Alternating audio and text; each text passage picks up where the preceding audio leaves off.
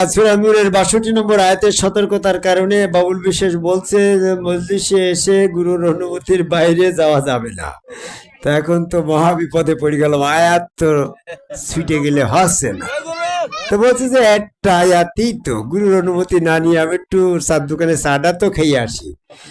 তাহলে আল্লাহ যদি তোমার একটা ছাড় দেয়, তো ওই দিন তো শয়তান খুঁজে খুঁজে দেখবে যে নূর আলম একটা কোন আয়াতটা ছাড় দিয়েছে। সেই আয়াতটার কারণে আল্লাহ ওকে ছাড় দিয়ে বেহেশত দিয়ে দিয়েছে। আমি তখন ওই নূর আলমের পরে একটা আয়াত ছাড় পাওয়ার ওসিলা দিয়ে যদি বেহেশত জাতি পারে, আমি কি চেষ্টা কম করব নাকি? শয়তান এটা বল, তোমাকে যখন হাত পা ভেঙে নদীর ফেলে দেওয়া হয়, তুমি তো একটু বাঁচার জন্য হাবুডুবু একটু হাত পা তো নাড়াচাড়া করবা নাকি? প্রচেষ্টা থাকতেই তো হবে।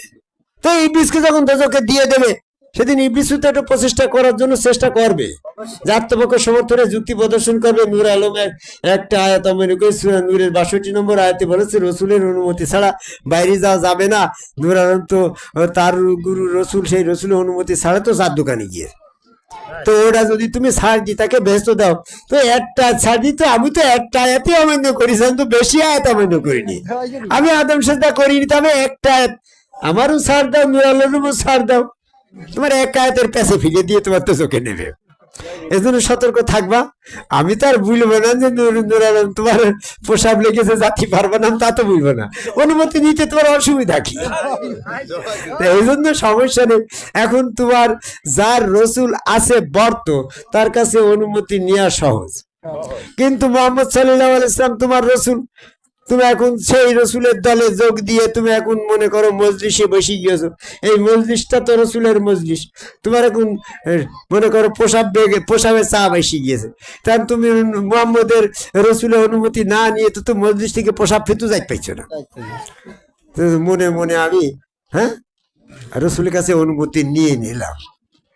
মনে মনে যদি রসুলের কাছে অনুমতি নেওয়া যায়, তো মনে মনে আমি আল্লাহর কাছে অনুমতি নেবো। রসুলের আবার দরকারটা কি গো? কথাটা তো তাই। যদি মনে মনে করলি যদি আমার রসুলের অনুমতি হয়ে যায়, তো মনে মনে আমি আল্লাহর কাছে নেবো। কারণ আল্লাহ বলছে না হুনু আকরাবু ইলাইহি মিন হাবলিল ওয়ারিদ, আমি তোমার গর্দানের সরার থেকে অতি নিকট আছি। তুমি যে চিন্তাই করো আমি ওটা বুঝে ফেলাই। তো তোমার মনে মনে যদি রসুলের অনুমতি নেওয়া হয়ে যায়, তাহলে রসুলের আর দরকার নেই। মনে মনের ব্যাপারটা তো আল্লাহ যথেষ্ট গো।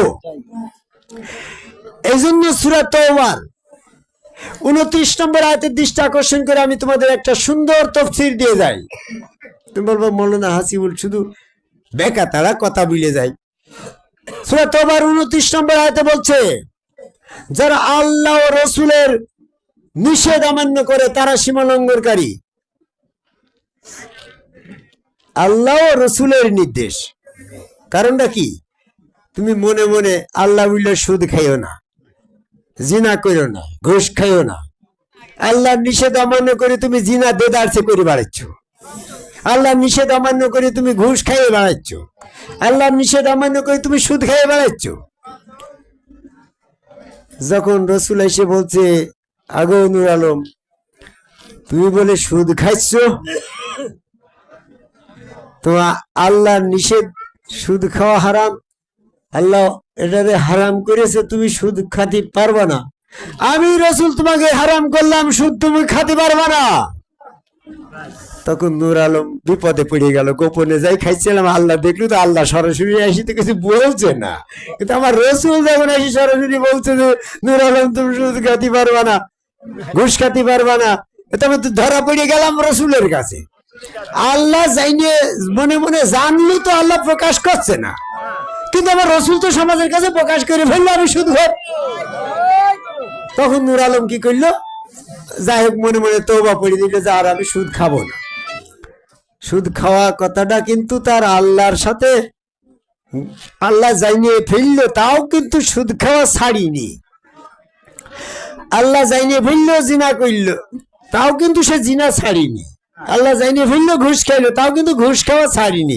যখন রসুল এসে বললো তুমি সুদ খাইও না, তখন কিন্তু বিপদে পড়ে গেল। প্রকাশ্য তো হুকুম রসুলের আনুগত্য করতে হবে, তখন কিন্তু সে আল্লাহর হুকুম নিষেধ অমান্য করে সুদ খাচ্ছিল। আবার রসুল এসে যখন বললো তুমি সুদ হারাম, তুমি সুদ খেতে পারবা না, আল্লাহ হারাম করেছে, এটা খাওয়া যাবে না, আমি নিষেধ করলাম, তখন নূর আলম কিন্তু সুদ খাওয়া ছেড়ে দিয়ে মুমিন হয়ে গেল। এই ব্যক্তির কথা বলা হয়েছে যে আল্লাহ ও রসুলের, আল্লাহর নিষেধ অমান্য করার পরও যখন রসুলের নিষেধ করলো, রসুলের নিষেধ মাইনে নিল, সে রসুলের নিষেধ মারা মানে আল্লাহর নিষেধ মানলো, তাই তো? রসুলের আনুগত্য করলো না, আর সুদ খাবো না, সে ব্যক্তি আল্লাহর আনুগত্য করলো। আর 2 নম্বর আর এক ব্যক্তি আছে সলিমুদ্দিন, সে সুদ হারাম জানিও আল্লাহ হারাম করার পরেও সুদ খেয়েই যাচ্ছে। তারপরে রসুল যখন যাই বললে, সলিমুদ্দিন তুমি বলো সুদ খাও, জিনা করো, ঘুষ খাও, আমি রসুল তোমাকে হারাম করলাম, এই নিষেধ করলাম, এগুলা তোমরা করবা না। তখন ওই সলিমুদ্দিন আল্লাহর নিষেধ অমান্য করে সুদ খেয়ে চল, ঘুষ খেয়ে চল, জিনা করছিল। রসুল নিষেধ করার পরও সে সুদ ঘুষ জিনা এরকমই চালিয়ে যায়নি। ওই লোকটা আছে আল্লাহ রসুলের নিষেধ অমান্য করে কাফের। সূরা তওবার 29 নম্বর আয়াতে এটা বলা রয়েছে। কেন বলা হয়েছে? গোপনে মনে মনে তুমি আল্লাহর অনুমতি নিয়ে বেরিয়ে চলে যাচ্ছ, ওটা আল্লাহ জানতে পারলো যে আমার অনুমতি তো নিয়েছে, রসুলের না নিলেই বা কি হবে, তাহলে তো ধরা পড়ে যাচ্ছে। ওই ব্যক্তি তো ইচ্ছা মতন চলে বেড়াচ্ছে। রসুলকে গাইডলাইন দিল যে রসুলের অনুমতি ছাড়া তোমার গেলে হবে না, রসুল তো প্রকাশ্য। এই জন্য যারা বাবা প্রকাশ্য রসুল, বর্তমান রসুলের গাইডলাইনের ভিতরে আছে, তারাই হচ্ছে প্রকাশ্য দিন ধর্মের সঠিক পথে আছে। আর প্রকাশ্য রসুলকে বিশ্বাস না করে, অস্বীকার করে পূর্বের রসুলকে যারা রসুল মানে নিয়েছে, তাদের রসুল মানাটা আল্লাহ ওটা কবুল করছে না। আল্লাহ কবুল করছে না কেন? তোমার সূরা সম্ভবত আনামের 19 নম্বর আয়াত, আর তোমার এই মুহূর্তে মনে হচ্ছে না, বলছে যে কুল ইন্নানি বারিউন মিম্মা তুশরিকা, তোমরা যে সমস্ত শিরক গণ্য আছো, হ্যাঁ, আমরা সেই ধরনের শিরকে যুক্ত না। কুল ইন্নানি বারিউন মিম্মা তুশরিকা, সম্ভবত সূরা আনামের 19 নম্বর আয়াত। যে বলে দাও যে তোমরা যে সমস্ত শিরক করছো, ওই ধরনের শিরক থেকে আমি রসুল মুক্ত। তার মানে কি? তোমাদের ওই ঈসা আলাইহিস সালাম, মুসা আলাইহিস সালাম, মুহাম্মদ সাল্লাল্লাহু এই তোমার নূহ আলাইহিস সালাম, ইব্রাহিম আলাইহিস সালামকে রসুল বিশ্বাস করে তোমরা যে সেজদাটা করছো, ওই সেজদাটা শিরক হয়ে যাচ্ছে। কারণ তুমি তো রসুলের ওই রূপ তো দর্শন করো নাই, প্রকাশ্য ওই রসুলকে তো তুমি সেজদা করছো না। তোমার সেই নূহ আলাইহিস সালাম, ইব্রাহিম আলাইহিস সালাম সে কবে উফাত হয়ে গেছে, সেইটা আরে রসুল বিশ্বাস করে যখন তুমি সেজদা করছো, তোমার সাথে শয়তান যুক্ত, শয়তান থেকেই যাচ্ছে। তোমার এই আল্লাহ আল্লাহ বলার সাথে শয়তানও আল্লাহ আল্লাহ বলছে, ওটা তোমার শিরক হচ্ছে। তো তখন বললো তোমাদের আমাদের রসুলের নাম জপনা করা, আমাদের রসুলের সাথে আল্লাহর নাম জপনা করা, এটা যদি শিরক হয়, আমরা লা ইলাহা ইল্লাল্লাহ ইব্রাহিম খলিলুল্লাহ বললাম, এটা যদি শিরক হয়, লা ইলাহা ইল্লাল্লাহ মুসা কালিমুল্লাহ এটা বললাম, এটা যদি শিরক হয়, তো তোমরাও তো বলছো লা ইলাহা ইল্লাল্লাহ মুহাম্মদ সাল্লাল্লাহু আলাইহি ওয়াসাল্লাম রাসূলুল্লাহ, তো তোমাদেরটা কেন শিরক হবে না? তখন তো মুহাম্মদের দল হযরত আলী, আবু বকর, উমর, উসমান পেছে পড়ে গেল না দোস্ত। এই পেছটা কিরকম? তখনই আল্লাহ পাকের আয়াত নাযিল হয়ে গেল, কুল ইন্নানি বারিউম মিম্মা তুশরিকা, হে মুহাম্মদ তুমি বলে দাও তোমাদেরটা যে কায়দায় শিরক হচ্ছে, আমাদেরটা সেই কায়দায় শিরক থেকে মুক্ত। বলে কিরকম? আমাদেরটা শিরক মুক্ত হচ্ছে, আমরা রসুলের হাত আল্লাহর হাত, রসুলের পা আল্লাহর পা, রসুলের সুরতে আল্লাহ বিশ্বাস করে সেজদা দিচ্ছি, দেখছি রসুল বলছে আল্লাহ। এজন্য আমাদের রসুলের আনুগত্য লিল্লাহি দীনু খালিসুন, দ্বীনের ক্ষেত্রে এক আল্লাহর কাছে চলে যাচ্ছে। কিন্তু তোমরা যখন ইব্রাহিম খলিলুল্লাহ বলছো, হ্যাঁ, তখন ইব্রাহিমকে তো তুমি হাতে পাচ্ছ না, ওটা ইব্রাহিমের খৈতানে থেকে যাচ্ছে। মুসার নাম জপনা করছো আল্লাহর সাথে, মুসার নাম মুসার খৈতানে থেকে যাচ্ছে। ওই হাতে হাত দিলি তো তোমার ওটা আল্লাহর হাত হবে, ওখানে সেজদা দিলি তো ওটা সেজদা আল্লাহর কাছে যাবে। তো তোমার মুসাও নিরাকার, আল্লাহ নিরাকার। ধারণা কল্পনা অনুমান। এই জন্য ধারণা কল্পনা অনুমান করে যখন তোমার দৃষ্টিভঙ্গি দুই দিকে চলে যাচ্ছে, ওটা শিরক গণ্য হচ্ছে। আর হযরত আলী, আবু বকর, উমর, উসমান যখন রসুলকে ফানা করে দিয়ে ওই হাত আল্লাহর, পা আল্লাহর, চেহারা আল্লাহর, ওর ভিতরে সেজদা দিচ্ছে, এক আল্লাহকে সেজদা দিচ্ছে, রসুল ফানা হয়ে যাচ্ছে। এই জন্য ফানাফির রসুলকে ফানা করে সেজদা যাবে আল্লাহতে। সূরা জুমার 3 নম্বর আয়াত করে দেখো, আলা লিল্লাহি দীনু খালিসুন, দিনের ব্যাপারে সকল আনুগত্যের মালিক এক আল্লাহ। তাহলে তোমার রসুল বর্তমান নাই, তুমি যখন রসুলের জপনা করছো, রসুলের জপনার খতিয়ানে শিরক হয়ে যাচ্ছে। কারণ ওইটা তো আল্লাহর খতিয়ানে যাবে তখন যখন তুমি ওখানে বাস্তব রসুলের পায়ে সেজদা দিবা। এই জন্য বর্তমানে যারা দিনের ক্ষেত্রে উলিল আমর, পীর সাহেব, আলেম উলামা, মাওলানা, মুহাম্মদ সাল্লাল্লাহু আলাইহি ওয়াসাল্লাম নবী, সেই নবীর স্মরণ যা কিছু করছে দিনের ক্ষেত্রে, এটা আল্লাহর কাছে পৌঁছাচ্ছে না। তাদের ক্ষেত্রে কি হচ্ছে, আল্লাহ, রসুল, উলিল আমর কয়জন হইল? 3 জন হয়ে যাচ্ছে না? এই 3 তত্ত্ব শিরক হয়ে যাচ্ছে। কারণ কি? সূরা নিসার 171 নম্বর আয়াতে বলছে, তোমরা আল্লাহ বিশ্বাস করো, রসুল বিশ্বাস করো, 3 বলো না। 3 বেলা শিরক হচ্ছে। তো তুমি হাসি বলছিস, তুমি 3 বললে তোমারটা শিরক হচ্ছে না। কারণ ওই কল ইন্নানি বারিউন মিম্মা তুশরিকা বলে দাও, তোমাদেরটার মতন আমারটা শিরক নয়। কারণটা কি? আমি আমার গুরু হযরত খাজা নিজামুদ্দিন আহমেদ চিশতিকে তো রসুল বিশ্বাস করছি, পীর বিশ্বাস করছি না, মুর্শিদ বিশ্বাস করছি না, উলিল আমর বিশ্বাস করছি না, এরকম ভাবে মাওলানা, ইমাম সাহেব ইত্যাদি ইত্যাদি বিশ্বাস আমি করছি না। আমি বিশ্বাস করছি উনি আমার স্বয়ং রসুল। যখনই রসুল বিশ্বাস করছি, তাহলে এই আনুগত্য করলে ওটা আল্লাহর খতিয়ানে চলে যাচ্ছে। যদি আমি আমার হযরত খাজা নিজামুদ্দিন আহমেদ চিশতিকে পীর বিশ্বাস করতাম, তাহলে ওটা শিরক হইতো। কারণ পীরের আনুগত্য করলে ওই আনুগত্য আল্লাহর হবে বা রসুলের হবে, এই মর্মে তো কোনো আয়াত নেই। নতুন কথা হাসিবুলি বললে আর তো কেউ বললো না। তার নতুন কথা হাসিবুল বলছে বলি তো হাসিবুল তোমার শত্রু হচ্ছে। মোহাম্মদ সাল্লাল্লাহু আলাইহি ওয়াসাল্লাম নতুন কথা বললেন, তাই তো মোহাম্মদকে এই মক্কা ছেড়ে মদিনায় যাই ঠিক হলো। যদি আগের মতন মারান কথা বলতো, তাহলে মদিনায় যাই হইতো না। তো সবাই তো তোমার নায়েবে রসুল বলে তুমি মাথায় দিয়ে মজ কেটে, হ্যাঁ, দলে দল মিশিয়ে, হ্যাঁ, সুরে সুর মিশিয়ে চলে যাচ্ছ। হাসিবুল তো তা করছে না। এই জন্য সত্য কথা, তিক্ত কথা, সত্য কথা বলতে গেলে মিথ্যা বেরিয়ে যাবে। সূরা ইমরানের 71 নম্বর আয়াতে বলছে, তোমরা সত্যের সাথে মিথ্যাকে মিশ্রিত করো না, জেনে শুনে সত্য গোপন করো না। তা আজকে আমি সত্যের সাথে মিথ্যা মিশ্রিত করবো না বলি মোসাইকে দিলাম। তুমি সত্য, আমি মিথ্যা, মিশ্রিত হতে দেবো না। তোমারটা সত্য, আমি তোমার সত্যের সাথে নয়, আমি মিথ্যা দলই থাকতে চাই। তুমি সত্য, তুমি মাথায় দিয়ে পাগড়ি বেঁধে ঘুরে বেড়াচ্ছ, আমি তোমার ওই সত্যের সাথে মিথ্যা মিশ্রিত করতে, কারণ আমি তো মিথ্যা। তাহলে আমার মিথ্যা আমার কাছে, তোমার সত্য তোমার কাছে। তুমি মিথ্যাটাকে সমর্থন করবা কেন? 3 বার 4 বার 48টা বিষয় গ্রাজুয়েশন ডিগ্রি লাভ করে, 4টা ভার্সিটি থেকে আমি গ্রাজুয়েশন ডিগ্রি লাভ করে ঢাকা বিশ্ববিদ্যালয় থেকে এলএলবি পাস করলাম, জাতীয় বিশ্ববিদ্যালয়ে আন্ডারে কবি নজরুল কলেজ থেকে অ্যারাবিকে মাস্টার ডিগ্রি করলাম, 30টা বছর কোরআন গবেষণা করলাম। তোমার দৃষ্টিতে আমি মিথ্যা হতে পারি, কিন্তু আমি এরকম তোমার মতন মূর্খ না গো। মিথ্যার দলে থাকার মতন আমি না। আমি সত্য মনে করেছি তাই আদম সেজদা করি, সত্য মনে করেছি তাই মোসাকি, সত্য মনে করেছি তাই টুপি পাগড়ি জুব্বা পরিত্যাগ করে আমার সত্যের সাথে মিথ্যা যেন ঢুকতে না পারে, তাই আমি জয়গুরু বলি। অনেক কথা আছে, ওদিকে আমার কথা নাই। কথার মধ্যে ভেদ তত্ত্ব কথা ছিল এটাই যে, কল ইন্নানি বারিউন মিম্মা তুশরিকা, সূরা আনামের 19 নম্বর আয়াত। সতর্ক হয়ে যাও। আয়াতটা কেন নাযিল হলো? যখন পূর্বের রসুলের নামের সাথে যুক্ত করে তারা আল্লাহর নাম জপনা করলো, লা ইলাহা ইল্লাল্লাহ, মুসা কালিমুল্লাহ। তাহলে জপনায় কয়টা নাম আসলো?